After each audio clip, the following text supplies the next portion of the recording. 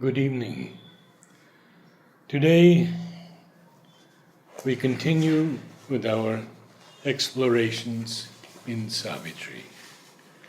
We'll be starting from page 208. I just checked it out and my mark is also there. 208. Yes, the next page. Okay. We have finished a few pages and 208 we'll be starting. This is, of course, Book 2, the book of the Traveler of the Worlds, Canto 7, the Descent into Night. And as always, we have the blessing of having Alok with us. Namaste. I want to begin, before we enter this 76th exploration, with these words that you've all read on the Samadhi, inscribed there for all time. To thee, who hast been the material envelope of our Master, to thee our infinite gratitude. Before thee, who hast done so much for us, who hast worked, struggled, suffered, hoped, endured so much. Before thee, who hast willed all, attempted all, prepared, achieved all for us.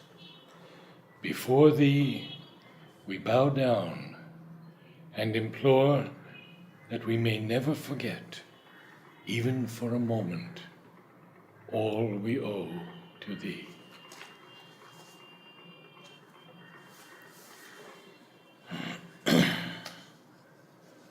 Are we at the break?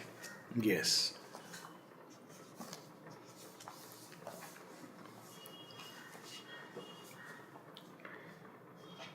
So today is the day which in India it's the battle going on with the demon. Durga and the demons, which ends in victory. And it's interesting that we are entering into night, of course with Sri Aurobindo. So there is a difference in entering into night, which anyway surrounds our lives, and entering into it with the help, light, guidance, grace, love, protection of the Mother and Sri Aurobindo. Yes. At some point we all confront this night within us. It's the shadow and the battle is within us. But one thing is there, that this time there is a change of plan. Every time God went into the citadel of night as an avatar, he went, won the victory and came back. For some time this victory was maintained. But because the roots have not dried up, roots of evil, it springs up again. There are 1,000, 2,000 years when things are stabilized. Sri Aurobindo gives the example of Sri Krishna in the Mahabharata, that for nearly 2,000 years, because of his tremendous influence and the work he had come to do, the new nation that he established, it maintained itself. Great kings, great instruments, vibhutis came up. Beauty, harmony. Yeah, everything. But then subsequently, again the decline comes. So now there is a change of plan. And the change of plan is actually the original plan. Normally we have plan A, then plan B. With God it's plan B followed by plan A. Because plan B is a preparation for plan A. So over a period of time, through this victory, what is happening is that there is a contact between the divine consciousness and its shadow. And this contact progressively changes it, prepares it for the victory in the truest sense, which is a transformation. Because after all, it is the shadow of the Lord and it must be transformed. So Ashupati is entering into the den of darkness with this consciousness, with this aspiration. He doesn't go there to annihilate it, but to discover what is lying at its roots. And what he will discover is something amazing that comes much later. But meanwhile, he is describing it for us.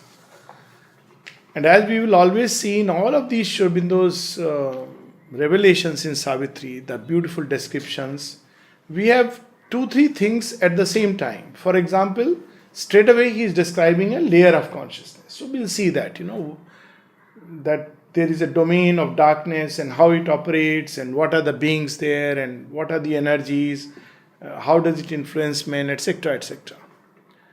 Then we will also see a parallel on earth physically of something of that domain, because earth holds all types into its vast bosom. That's why she is, the great mother. The divine loves earth. He doesn't go on any other planet or any other plane of consciousness, but on earth he is born again and again because she has chosen to bear the burden. So she gives place even to the darkest beings on earth. There is a corner for everyone.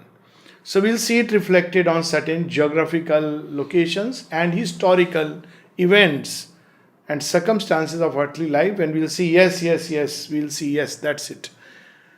At the same time, very symbolically, he will also reveal states of consciousness within us. So we'll know, yes, now it's the influence of darkness, now it's the influence of light. And to put it in a very summary way, it's there in one of her prayers that she says, as she comes down from an identification with the Supreme, where she gets a command, turn towards earth. So she comes down and she says, all the gradations of the worlds appear. At first they were harmonious, beautiful, luminous. And as she comes down, they become more and more troubled, dark. The energies become chaotic, disorderly. And then she experiences, when I saw our own children flung upon each other. And then a prayer goes from her, because ultimately the asura, the sura, gods, the demons, they are all in the last analysis her children. Yeah. And they are fighting. Even the gods are fighting with each other. Quarrel she of the even gods. says, yes, they are my children. Yes. Everyone is fighting. Fighting for what? Because at the center there is the ego, whether it's an individual life or group life. And then she prays to the Supreme, and then she says, which is her own being, she says, and the response comes, and she knows that the earth is saved. So right now we have a description which we'll see will work at several levels. And the very first line, then the scene changed, but kept its dreadful core. So now it's a progressive disorder, anarchy, chaos, disorganization. So now the scene is changing. Alok Bhai, even in book 6, yes, when Narad is descending, yes, he's singing all these wonderful things. Yes. And as he gets closer to the he earth, sings of suffering and pain yes, and tears. And as he sang, the demons wept with joy. Because they knew that now this messenger is coming. Savitri's advent is close by. The task is over. Yes. Because whenever Narad goes, some divine event is going to take place. So they are longing for that end. Yes. So the scene has changed, but only the scene has changed. The dreadful core is the same. So yes, it gives us yes, immediately just manipulating appearances and outwardly, it doesn't help. See, we had League of Nations, then you had UNO, then you have all kinds of groups. But unless you change inside, the core is still the ego of nations. Altering its form, the life remained the same. A capital was there without a state. Now it's very interesting. Basically, what does it mean? Where can there be a capital without a state? Of course, we have right now ISIS, a quick example. All that is left of ISIS is just a small little hold, which they say it's the empire and this is the capital, but everything else is crumbling. But they have no state. No state. Maybe Somalia, maybe there are places which are like that. So basically it means that there is still a center, but all else is in chaos. So there is no state. Normally state means it's defined in a nice, there is a form, there is a structure, there is an organization, there is a functioning, there is a rule, there is a law, but there is none of these things. It's literally what is called as Rakshasa Raj, the yes, reign of yes. the demon. There is no law. The only law is that whoever feels whatever they feel like doing, they do it. So it's a lawlessness, but there will be a capital where the king himself embodies this. So in our own life, when our life is governed in a disorderly way, when there is no organization, when we are driven by any and every impulse from this side to that side, then we are again in the same state of consciousness, and we get in touch with the beings and energies of this world who will drag us towards despair, depression, and darkness. It had no ruler, only groups that strove. Easy to look at our nature. Mind pulling in one direction, heart in another, passions in another, life energies in still others, hungers and appetites and everything in different direction. So we say yes, there is center, something called as me, but all the groups are striving, and you'll see characteristically in terrorist group, they fight with each other. Look at, one of the greatest, most difficult thing to understand for many people is that it's okay, Muslims say that they are persecuted. But maximum Muslims are killed by Muslims. It's pure data. It's look at what's happening even as late as yesterday in Pakistan. There was a terrorist attack being planned by one set of terrorists on the holy day which is going to come. Shias and Sunnis fighting from God knows since when. So these groups are fighting with each other. Even there they want domination. So this is and everywhere, but this is something very prominent and in today's times very obvious. He saw a city of ancient ignorance, founded upon a soil that knew not light. So this is the domain which had never seen light. That story of the lost horizon, where he goes in search of Shangri-La. So here the people didn't know what is darkness. They don't know what is death. They don't know what is misery. They don't know what is illness. Here is it's shadow, where they don't know what is light. Yeah.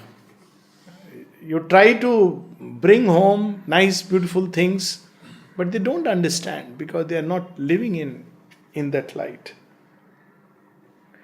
There, each in his own darkness walked alone. And it's so true that, when we are oppressed with this sense of I am all alone, it can be in a highest sense, which is very beautiful. But this sense that, everybody hates me, nobody likes me, this dark depression, basically it's a state of darkness. Now, why it cuts us off? Even when people love you, it doesn't reach you. Because we are surrounded with the darkness and we can't see light which is trying to reach out to us. I mean, it's so sad. Sometimes, people end up giving up their life in that state. Yeah. Because they feel nobody loves, whereas everybody loves, everybody cares. There's so many friends, parents, close ones who are trying to reach out, but, the person doesn't understand because he's surrounded by the darkness. Yet the light is everywhere. Yet the light is everywhere. In fact, at a higher level, you see there is nothing else but light.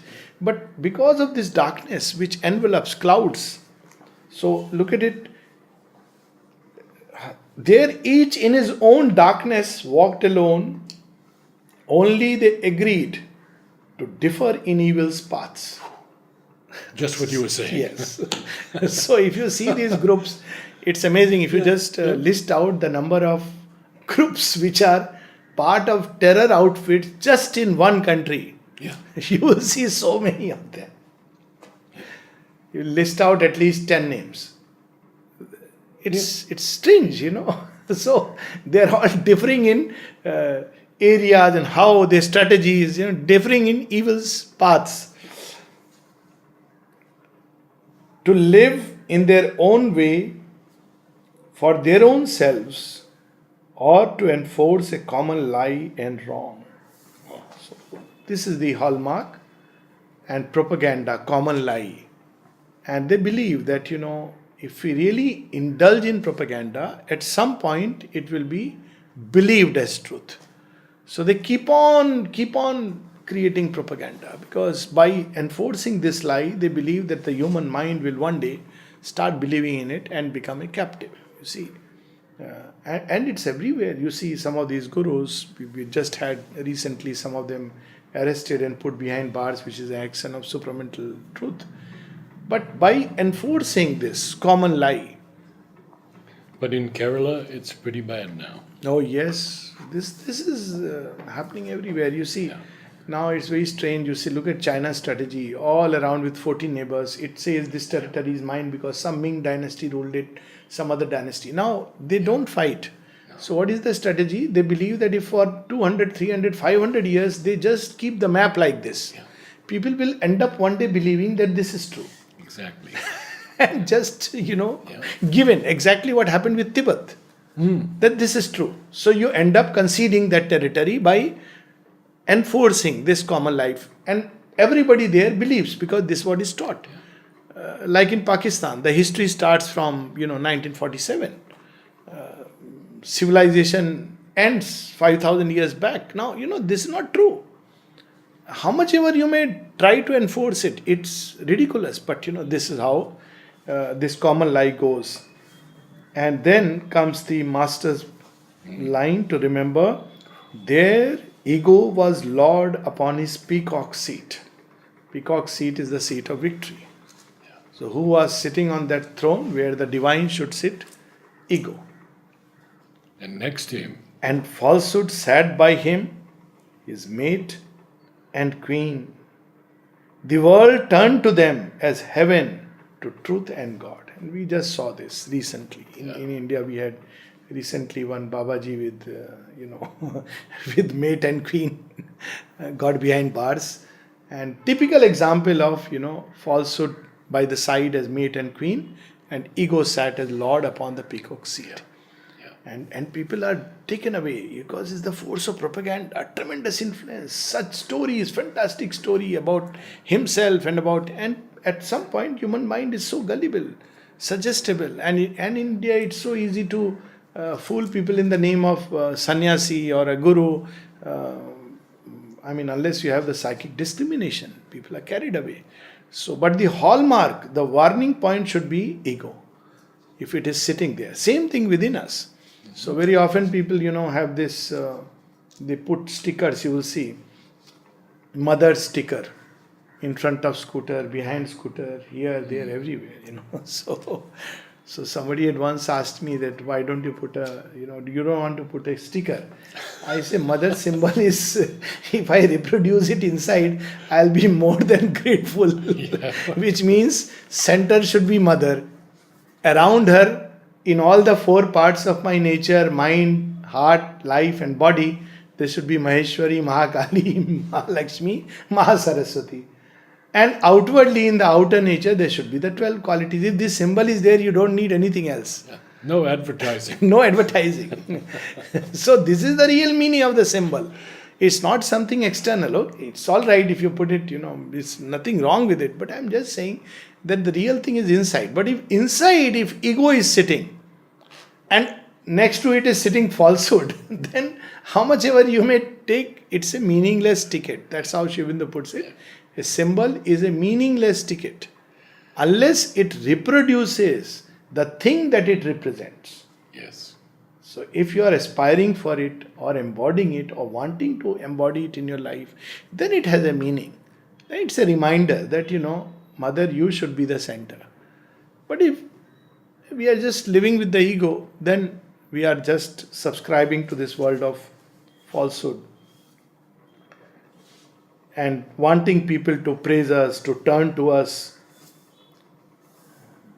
So many examples come to my mind, including the patriarchal societies where, the father had to be worshipped and respected as God. There was none beyond mother and father, and, it's a sad thing. Yes. God is God. You can't confuse him with, human parents. However good is fine, but, the divine is divine, transcends everything. Now, wonderful lines. Injustice justified by firm decrees. Now we will see ISIS being described. That's why we should have hope. Sri Aurobindo has seen all this. 100 years back he has seen. Yeah.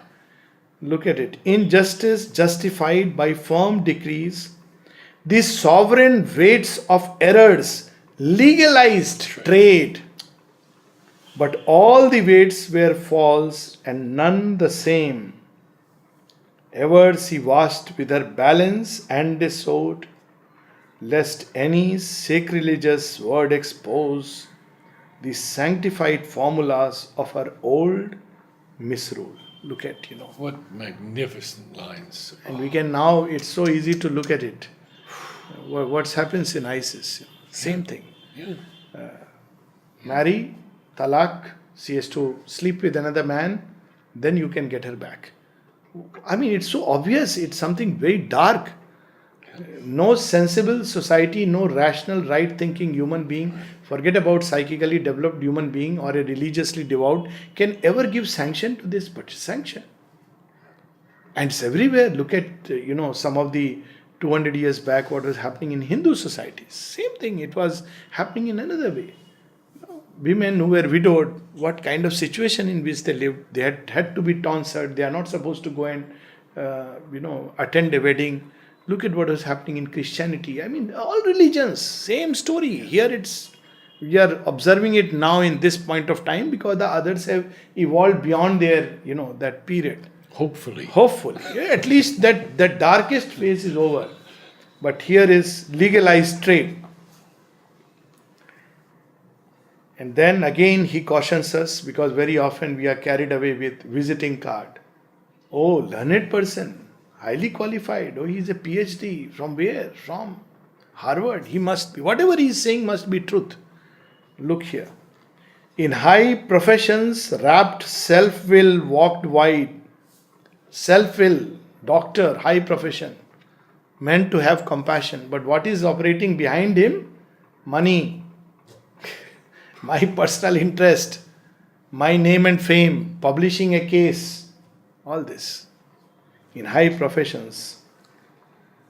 And license stalked, prating of order and right. There was no altar raised to liberty. True freedom was abhorred and hunted down. Harmony and tolerance nowhere could be seen. Each group proclaimed its dire and naked law. Look at these Maoists. No altar raised to liberty. No harmony. No tolerance. Yeah. It is called, what is it called? Kangaroo courts. Where, they decide things by the barrel of a gun, by violence. And yet they talk about we want to be free. Free from the state because the state oppresses us. But look at, there is no harmony, no tolerance. You see extreme left vociferously. They talk about intolerance, but they are some of the most intolerant people. The ideology is so intolerant. The moment you bring anything to do with God, religion, divinity, regardless of anything, it will be cut down and shut down. So, now these things are coming to light, because truth is working everywhere and showing us. A frame of ethics, so they also have some kind of ethics. But look at this ethics. There is a lot of humor here, but dark humor, satire on human nature. A frame of ethics knobbed with scriptural rules, or a theory passionately believed and praised. A table seemed of high heaven's sacred code. This is the kind of religion that the mother did not want anymore. She was asked about Auroville. She said, yes, no religion, but she said you should be very careful. Religion is where there is dogma, where there are fixed belief systems. That she defines it. And then she says there are some religions which are seemingly secular and do not believe in God, but they are equally worse, like ideologies. Yes. She just stopped short of saying for our good ideologies, I'll say something a little dangerous. Yes. My friend, We are dealing with danger, please. my say. friend recently wrote to me that the Russian church has declared Sri Aurobindo and Mother a cult. Yeah. They have declared many things. They asked us, by the way, when we went to Russia, they asked, not me, but they asked two of my friends from I see. ashram. Oh. So they were suddenly held back. Oh. We went past the visa, myself and my wife. Uh-huh. Now we suddenly saw them disappear, so we waited and waited with, very anxious and waited moment, and we had nothing to do but call mother. Then we went and asked the visa officer, but he just saying, no, they'll come. So now they'll come. Now you don't know, you can't. So finally they came, they asked, ultimately they came. To cut the long story short, they were asking them, are you from Krishna? Actually, he came and asked me also. It was very interesting. So, they were very worried that if these are Krishna people, Krishna brings revolution everywhere. Well, that's a fact. Krishna means Mahabharata is going to happen.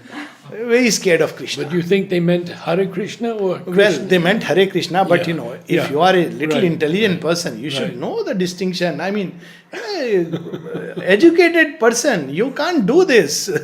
We are not living in some medieval world that, you don't know the difference between Krishna, Mahabharata and Hare Krishna movement and, different cults which have sprung up. You should be informed enough. So anyways, whatever it was, luckily, he asked me, they came out and very decently, he asked me the same same question. Are you from Krishna? Now, Krishna has his ways. So, if I would have understood, I would have been quick to react, yes, with, joy in my heart. But I just didn't hear. Krishna was sounding very strange. Maybe the pronunciation.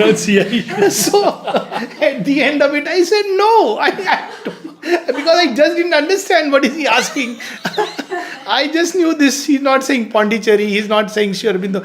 You see, when you say from Krishna, you normally think some place. So, my mind was, Sri Krishna had my buddhi in his total control. And so, I end up saying no, which was obviously not true. But, it was the truth. But it satisfied him. Yes. So they all came. Now, it's unfortunately, this is a paranoia gripping everywhere.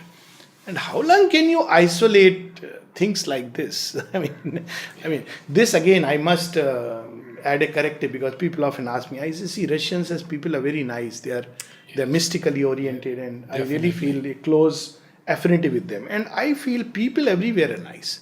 I've been to every country. I've seen people are very nice, but the governments are the tricky part. So this government and the administrative machinery, they won't let people come together. I'm telling you, even in Pakistan, people are nice. In an average, Chinese will be nice. But the governments, the stronghold of the Asuras, they don't want. So they will foment, they will never do anything which can bring harmony. Yeah. In Pakistan, there are a lot of people who feel an affinity to Indians. And they probably would not mind India and Pakistan coming together. So churches, they will never want that, churches, by that I mean a generic word. Churches, mosques, temples, they will never want that people should actually start believing in divine and multiple approaches and going beyond and, realizing that each path carries its own divinity. They won't allow. Because then they become jobless, And people are scared of becoming jobless. So this is the situation, and we are giving this beautiful description. A table saint of high heaven's sacred code. A formal practice mailed and iron shod gave to a rude and ruthless warrior kind, drawn from the savage bowels of the earth, a proud, stern poise of harsh nobility, a civic posture rigid and formidable. Look at it, bowels of the earth, subconscious terrains. So they also have a kind of God, a kind of ethics, because based on who we are, what we are, the stage of evolution, we see the divine in that light. The other day we were actually reading Sri Aurobindo's poem Rakshasa. So the Rakshasa sees divine as Rudra, the mighty. He doesn't see Shiva the benevolent, compassionate. He sees Shiva the destroyer, angry, wrathful, because that's how he appreciates. He sees Kali as an Asuri, because she slays, so he will worship, because he wants those things. So at each level we have a reflection of divinity, a formal ethics code, like previously in some dark age people used to believe in offering human beings as sacrifice.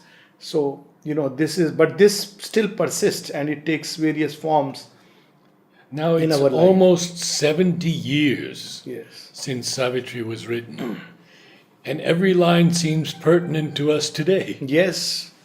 And we can identify, look at it. Yeah. A proud, stern poise of harsh nobility. Yeah. Look at it. A civic posture, rigid and formidable. Yeah. This is not there, but outwardly, we are very nice beings, and because this is what falsehood is. But look at what follows. But all their private acts belied the pose. Since we are at ruthlessly exposing the dark underbelly, somebody was telling me recently who had lived in the Middle East. He said, what happens? This is not my personal experience, but I can connect with it. I have known something similar at another level. So he says these sheikhs, when they go for holidays, so all the ladies come burqa clad. Then many of them will take off the burqas while they are in flight. They'll go to European countries, have a nice time. Before coming, they want to have an ultrasound done for pregnancy.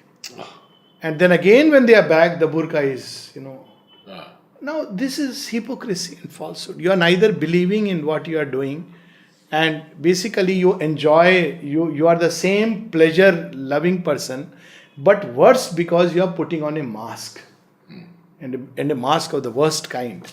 So here it is that, but all their private acts belied the pose. Power and utility were their truth and right. This is the real cult. These people, even when they turn to God, they want power. And power for what? For their personal use. An eagle rapacity clawed its coveted good. Beaks pecked and talons tore all weaker prey. I mean, this almost gives a graphic description on a very physical plane. Exactly. Eagle rapacity. Yeah. Claws, beaks, talons, prey. Look at the whole description is there. Now I need not specify further. In their sweet secrecy of pleasant sins, where you have a right to have harems, but the woman has no right. Nature they obeyed and not a moralist God. So they were just driven by their own impulses, but outwardly they all put on a show. Inconscient traders in bundles of contraries, they did what in others they would persecute. See that. And now, word of caution for everyone. When we observe faults of others, and then we develop a righteous wrath, Sri Aurobindo cautions us, this too is darkness. When their eyes looked upon their fellows wise, and indignation flamed, a virtuous wrath, oblivious of their own deep hid offense. Mob-like, they stoned a neighbor caught in sin. This used to happen, we know Christ's famous story. And mother says once, that everybody has become a defender of truth. It's their in agenda. And all of them have their hobby horse. This is the word she uses, hobby horse. She says some have their hobby horse for vegetarianism. So if they see somebody is non-vegetarian, they say he is not a sadhak, he should be thrown out. Some have something else, some have something else. And then she says, what can I do? I only told them cling to truth. But they don't understand, each of them have their own truth. So she says, nobody cares to think that maybe I may be wrong. It may be just an opinion and not truth. And then she goes to another extreme. They say, they come and tell me, when the disciple tells her that yes, the defenders of truth are sometimes worse because, this righteous wrath and all this. She says, yes, but what extent they go? They come and tell me, they show me the passage from Sri Aurobindo where he says, remember, truth and falsehood cannot stay together. So they come and show me and they tell me, mother, it is written in the mother by Sri Aurobindo, as if I don't know it. Yeah. They want me to take action against those who are sinning. So, these are sample things. They are everywhere. And we should be so careful when in our own consciousness we develop this feeling that we are superior, we are virtuous, we are righteous, and others are bad guys, they are wrong people. We should be careful. Each of us have our own shibboleths. And while there are degrees, there are qualities, we can avoid company, all that is fine. It doesn't mean that let's bathe together in the dirty tub. No, it doesn't mean that. But it does mean that, work upon the difficulties that we have. And not keep on pointing fingers at this person or that person. Because that is also part of the world of falsehood and night. A pragmatist judge within past false decrees. Posed worst iniquities on equity's base. Reasoned ill actions just. Sanctioned the scale of the merchant ego's interest and desire. This is their real cult, and this is what they really are looking for. Few more lines and then we can stop. Thus was a balance kept, the world could live. In that world, yes, there is ethics, we have rule, there is God, there is religion, there is a sacred book, etc., etc. But don't let someone speak. Yes. Ever speak a word against the Pope, against the priest, against the mullah, against the head fellow. It's you can't do that. Yeah. So here comes this line: a zealot fervor pushed their ruthless cults, expansionist. Yeah. Even we should be very careful. Even mothers and Sri Aurobindo's work never with an evangelistic fervor. We are not here to convert hundreds of people. It will poison the work. So sometimes people ask me, so I said, see, what we are doing is the joy of Savitri, the joy, their light, their love, we're just sharing it. But the moment we start saying, Mother and Sri Aurobindo are God, all of you must believe. If I have seen sometimes people going to Samadhi with their children, and other day I saw one, I had to almost stop the person. It's very amusing and funny. There is an elderly person with a little child who is little child, so he's enjoying looking here, and he's holding his head or her head, and he's not comfortable that he is not bored, so he's trying to force the head to touch. Now the child is resisting. Mother has a story about this. She said she saw the mother push the child's head on the samadhi, and she said, you see, they're already making a religion out of it. And what happened? So this, in fact, now we can share this beautiful story you were mentioning about. Yes, please. Today's story. Maybe we should start with something beautiful. Yeah. Yes. So one child came, and beautiful child, and she came with her mother, and mother asked that Alok Das recording is there. Would you come? And she said no. I said I love it. The child is so straight and frank. So she said, she's very nice, very friendly child, 6-year-old, 6.5. She said, they tell everywhere to meditate. I said, yeah, this is really very wrong. Everybody wants you to meditate. So I said, what do you mean by meditation? Everybody close your eyes and pray. I said, they have told you these things. Yes, that's what I am told.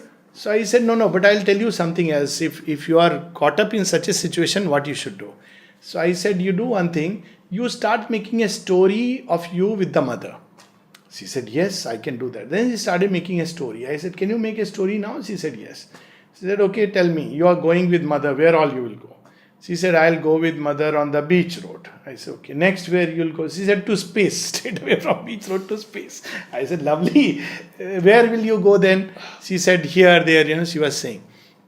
I said, what will you tell mother? So she was telling her. Then I said, what will you ask mother? She said, I'll say, mother, you be forever with me. I said, you know what? You don't need meditation. Meditation is for kindergarten stuff.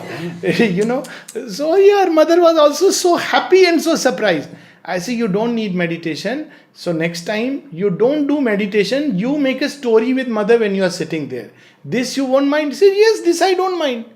So I said, see, anytime you go, they will switch off the lights, and people will look at you if your eyes are open. So mother said, Alok, what happens is that people get disturbed. I said, don't worry, if they are getting disturbed by such a sweet child, they don't know how to meditate, you don't worry, she will teach them how to meditate, you don't worry. Then she said, but my mother, she takes, it's very long, they shut the door and all. I said, yeah, you have a short story, your mama has a long story to tell. She said, why? I said, look, sir, what is her age? So she said her age. I said, so she has many, many stories to tell to mother. You have right now few stories. So she will take time. No, you don't mind that. She said, yes, she should tell long story. Beautiful. So, it was so natural. But we turn it into a formal practice, as if the child is not bowed down and touched the head, it's a blasphemy. So, we should be very careful. Children should grow in joy and light. And otherwise they end up resisting. Yes. This happening inside in the school also sometimes, when some teachers start telling the children forcibly, mother said so, as if they are doing now suddenly a great sin. Now it's not healthy, because children unwittingly develop a resistance. I remember meeting some children who grew up believing that mother was a very strict and stern judge. So it took me time to tell them that it is not so. She is love and compassion. And these children, but how do you know? Now, because they are being told by some of these teachers, oldies who have, interacted with mother. Now, how can I say that I know it? It's less authentic that way. So I had to, make them meet some of these, in front. I deliberately once I asked Taradi, I said, Taradi, you have had so many memories of mother. What do you feel was most prominent about mother? And Taradi is extremely disciplined person. Yes. I wanted her deliberately to speak out, And she said, most prominent, I can only say one thing, love. Love. I said, when she says, people will at least, believe, because she has grown up with the mother. Her love. But these religions and cults are not based on love. They are based on ego. They are based on division. They are based on falsehood. They are based on a false sense of superiority. They are based on creating more and more divisions than already exist, whereas it was meant to unify mankind in a common aspiration towards the beyond. So I think we should stop on this beautiful note. Yes. And continue. Monday.